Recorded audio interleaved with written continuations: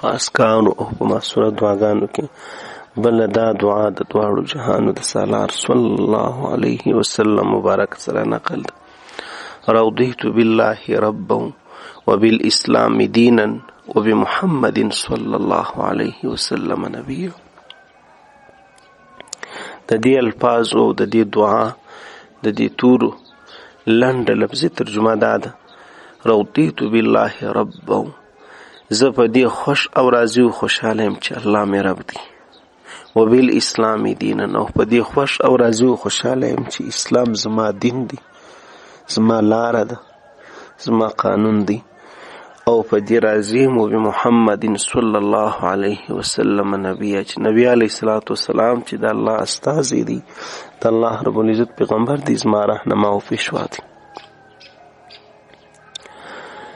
زما لارښوونکی دی د هدایت، زما نمونه ده د ژوند او زندګۍ د تېرولو. د دې لږ تشریح په دې شکل راځي کله چې انسان دا ووایي چې رضیت بالله ربا، زه په دې خوش او راضي او خوشحاله یم چې الله مو رب دی، یعنی د الله په پرېکړو زما رضا ده. زه د الله په هر حکم، فیصله، تقدیر، د ژوند په ټولو سختو او اسانو خبرو، د ژوند په ټولو په ګټو او په تاوان چې د الله څنګه فیصله سوي، زه په دې باندې د زړه څخه راضي یم. زه یوازې د الله تعالی عبادت کوم. زه دا منم چې له هغه څه ما سوا بل هېڅ څوک د عبادت او د ثنا وړ او لایق نشته، ځکه هغه زما خالق او مالک دی. زما توکل او باور هغه په الله رب العزت باندې دی. زه پوهېږم چې د ژوند او د زندګۍ زما ټولې چارې دا د الله رب العزت په قدرت کې دي، چې هغه د ټولو کائناتو مالک او پالونکی دی. نو کله چې انسان دا اقرار وکړي او په دا د زړه څخه د انسان دا اقرار دی، نبی علیه الصلاة والسلام مبارک د دې دعا د ویلو ډېر فضیلت بیان کړی دی. انسان چې د زړه څخه دا دعا ووایي 3 واره د ورځې ویل کېږي، 3 واره د شپې. وی پر الله رب العزت باندې دا حق ده چې دا بنده جنت ته داخل کړي، الله یې راضي کړي. نو دغه دعا چې کله انسان د زړه څخه ووایي، لکه څنګه چې الفاظ دي دغه رنګه په زړه هم، دا انسان بیا د ناامیدۍ او د ډار او د پریشانۍ او د دې ټولو څخه خلاص الله سکون ور په نصیب کړي. او په دې کې هیڅ شک نشته، زموږ دا عقیده ده چې هر څه د الله په قبضه او په قدرت کې دي. انسان په خپل بندګي او په کوشش مکلف دی، نورې خبرې ټولې الله پاک جل شانه دی. زموږ دا د کوشش د مثال لري لکه د فقیرو ملنګ کچکول. نو اصل په کچکول کې دومره کمال نه وي لکه دا کچکول یو صورت، نو په هغې کې څه اچول کېږي، هغه له بل چا طرف اچول کېږي. بهرحال دومره خبره په دې دعا کې دا ده: وبالاسلام دینا، په اسلام چې زما دین دی، زما لاره الله پاک ماته ټاکلې ده، یعنی بېله قید او شرطه زه د الله رب العزت د الله د حکمونو د الله د دین پیروي کوم. اسلام نوم دی د تسلیمېدو د الله او احکامو ته. د دې کلمې د ویلو سره چې رضیت بالاسلام دینا وبالاسلام دینا، یعنی انسان دا اقرار کوي چې زه د اسلام مبارک دین ټول قوانین حلال حرام په خوشحالي سره منم. زه په خپل دین باندې فخر کوم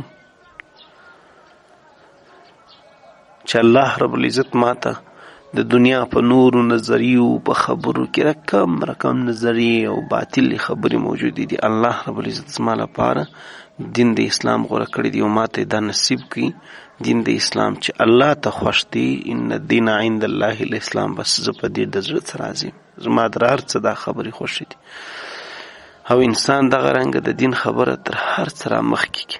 الله رب العزت دغه توفیق موږ تاسو ته راکړي، انسان په خپل دین باندې فخر وکړي. او بمحمد صلی الله علیه وسلم نبی، او په نبی علیه السلام باندې زه خوش او خوشحاله یم چې الله رب العزت پیغمبر دی او الله رب العزت استازی را لېږلی دی د هدایت، چې زما پیشوا دی او رهنما دی او زه امتی یم.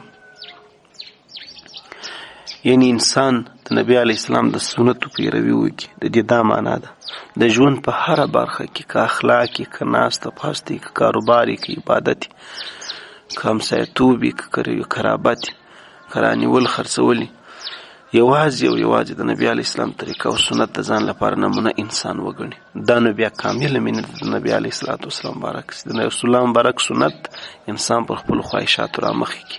بیا د دې معنا راځي وبمحمد صلی الله علیه وسلم نبیه.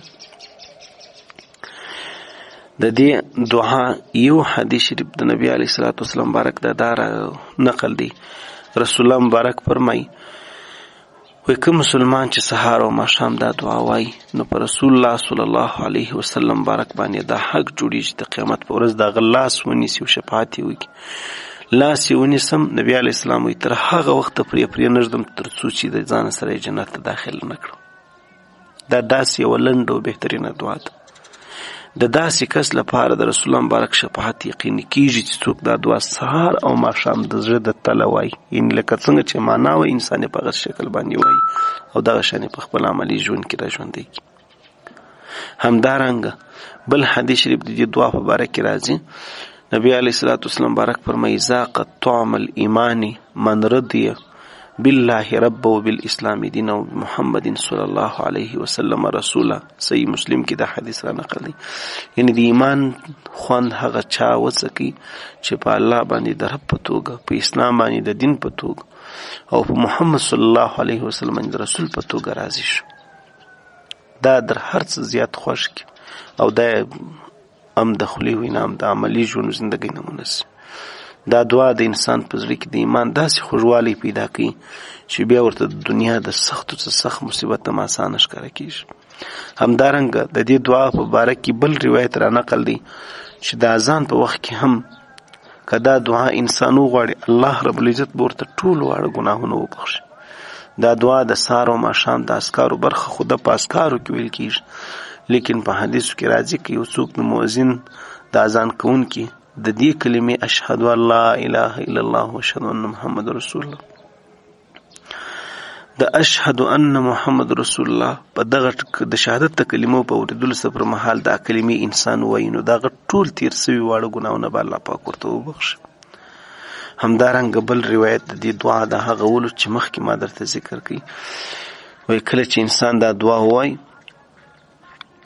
پر الله رب العزت باندې حق دا جوړیږي چې الله پاک جل شانه و د ځان راضي کی، یعنی الله رب العزت جنت ته داخل کی.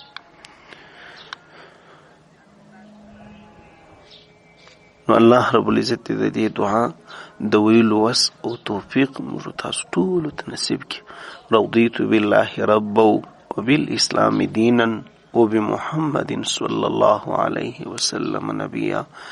رضیت بالله ربا وبالاسلام دینا وبمحمد صلی الله علیه وسلم نبیا. رضیت بالله ربا وبالاسلام دینا وبمحمد صلی الله علیه وسلم نبیا. رضیت بالله ربا وبالاسلام دینا وبمحمد صلی الله علیه وسلم نبیا.